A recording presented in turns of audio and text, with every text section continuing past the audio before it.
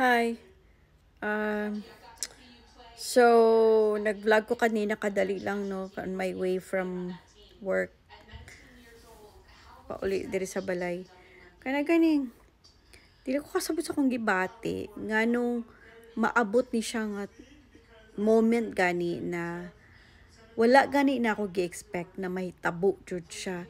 Kay wala na gyud si Marco sa akong utok gani.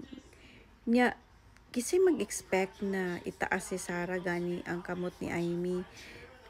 Dili na ako masabtan. Gusto ang uban nga mga vloggers gani, I'm sure they're doing their best to explain to us na we're just gonna trust Sarah's kana ganing instinct nga nung nahitabo ni siya.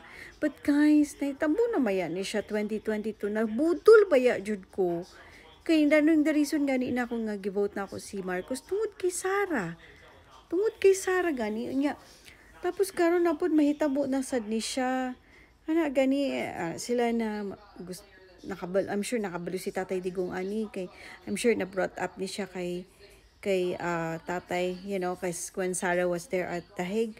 Pero dili gani nimo malikayan gani na sa mong mga ano gani mga supporters gani ni tatay dili gani mo mag-expect sa mga makasabot gani mi dayon nya kung nami mga pangutana gani sa mga vloggers kana gani masuko sila mga mangutana nganong dapat taason sa nila ang ilahang pagsabot nganong nakapangutana mi ato kay we're all shocked kana ganing sakit sa kasing-kasing gani nga niabot ni siya nga panahon gani nga kinahanglan iboto si Amy kay gitaas si Sarah porag nabutang na sa akong mind gani nga mo boto kag Duterte anya pagkaman ni abot na po ning plus 2 gani gani urag dili pa gani madawat ako sa kung una gani nga ay nawala na siya sa kung una jud gani nga iboto siya nya pagkaman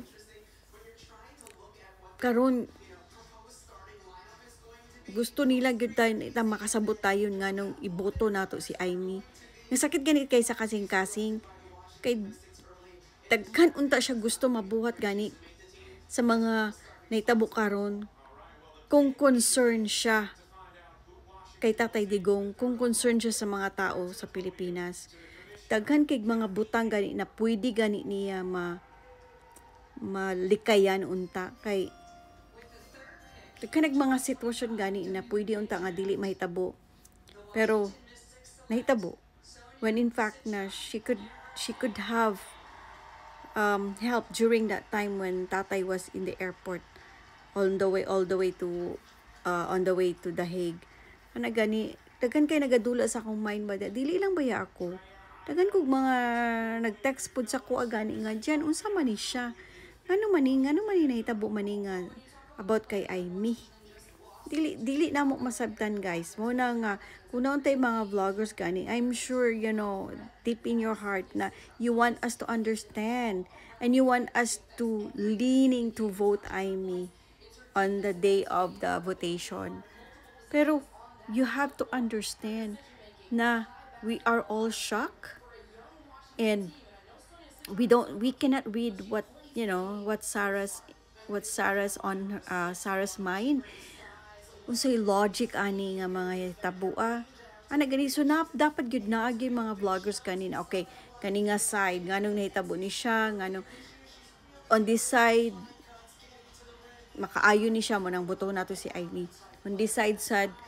makaayo ni siya kay kanang gani sa pikas so ana lang bang magrant lang ko ba kay ngano nangutan naman ko ganina good niya pinasuko gani ang tuba guys nga first of all we just found out today exactly that Sarah is supporting Amy tapos kami mangutan nami dapat mo tubag mong tarong dili mo magsuko-suko